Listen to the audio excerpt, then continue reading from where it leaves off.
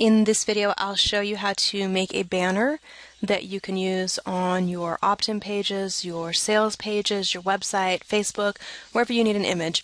I'm going to show you some tips for using Pixlr to create that. So the first thing is when you go to Pixlr.com, you want Pixlr Editor. This is the one with the most options of those three choices. You've got a couple different choices you can go with here. Create a new image, open an image you already got, open an image from a website, from your library, or if you're on a mobile device, there is an app you can use. So we want to create a new image, and you want to put in here the size that you need it. So if I were going to do maybe a banner for a website, it would probably be something like 800 by 200. You might want to make it wider. You want to check what your template size is. If you're doing one for Facebook, check what size it is, but start with the right size here. So this is the canvas area that you've got to work with. And if you drag this corner out, you can get a little better view of what's going on. Here's the first thing that I want to show you how to do, and that is how to change your background color. You can do that by dragging a square over top of what you've got. Right? And it made it black because black is the color that's filled in right here. So to do a different color, you would just pick your color here. Let's say I want a dark red. Hit OK. And that's how you can change the color of it. And next, to add text, you just click on this little A letter and you put your text in the box. You can choose a font from the drop down here. Modify the size, the color, so you can pick some colors that stand out. Then to move it around, grab this tool right here. Looks like a little mouse with that four-way arrow on it. Alright, if you find out it doesn't quite fit, you can edit it.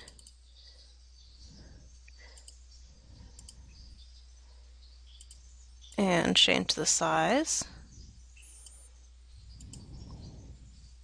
Then to move it around, just change tools again. If you wanted to underline that, you could do it by creating another layer. So I'm going to go to Layer, New Layer, and then I can put a square or a line on here. There we go. See, and it's showing with the little black lines because it's set to have a border. You can change that to no border. We could change the color on it. Let's say we wanted to underline it in white. Now if I wanted to get rid of that, I didn't like it, I could uncheck that layer. That makes the layer invisible. And I can add a new layer to put my white line on. So let's say I wanted to make it wide enough to put some text on. I might do something like that and then put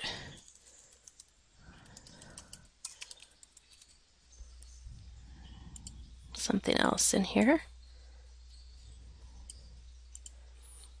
And again, to move it around, you grab that tool and then just click on what you want to move. So that's how this works. To move different things around, just click the layer that you want to move. And then you can move those around. See.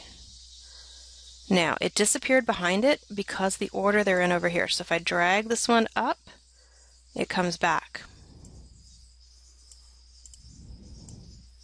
So sometimes you just got to play around a little bit to get familiar with this program, but for most basic graphics, it'll work really well to let you create something on your own. If I wanted to, I could move this over and put an image over here.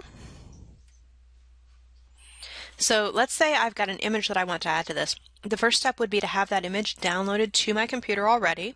So make sure you've saved it. And then I go File, Open Image. And we'll find the image that we want. There is Cartoon Me. And click Open.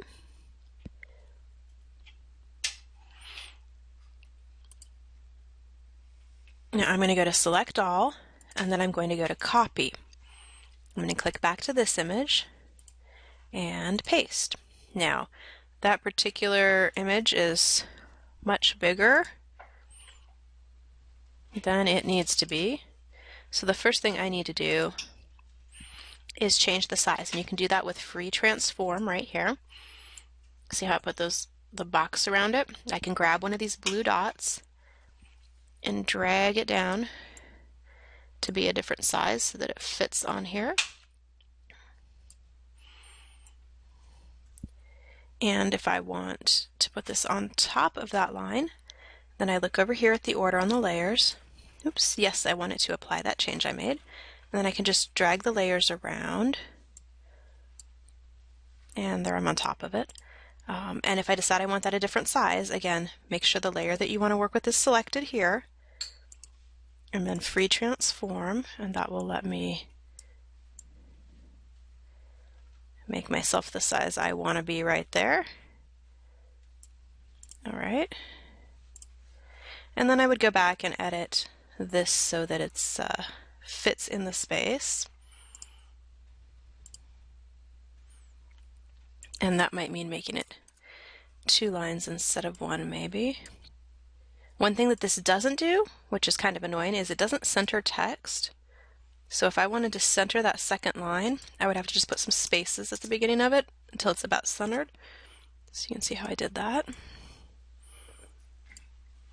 And then I might make a few more adjustments here.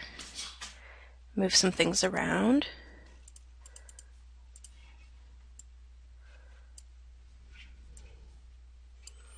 So you can see it's just kind of trial and error. You can also do some things here, move your layers around.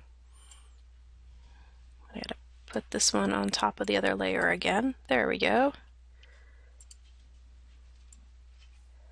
Okay, so that's how you can make a basic banner for your website or your opt-in page or whatever you want to create a graphic for.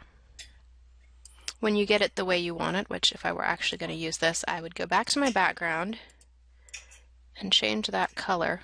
Ooh, not to white. Now this little dropper, you can go to an image that you have and pick a color from it. So if I really wanted to make it match, I could make a box that is my hair color. All right, so I might do something like that. And then I just go to File, Save, give it a name. And there's some different formats you can save here. For use on your website, you're going to want to choose one of these two, JPEG or PNG. And if you choose JPEG, you can choose the quality. If you make the quality too low, it'll get all grainy and pixely looking. If you go up to 100, it'll be a bigger file size and might take a minute to download, so that's why it sets it at 80 by default. So we'll go back there, and then I would just hit OK to save that to my computer, and from there I can upload it to the web page, the opt-in page, whatever it is I'm working on. The other way that you want to save this, make sure you also save a copy in this format right here, PXD. Save that somewhere that you can find it later, because you can come back to Pixlr, go File, Open, and that will give you this image back just like it is right now, where you can edit the pieces. If you only save it as a JPEG, you will not be able to edit it later. It'll all be one flat image, no layers, and no way to click and change this. So make sure you also save it as a PXD file, and you want both of those formats, one for on your website and one so that you can edit.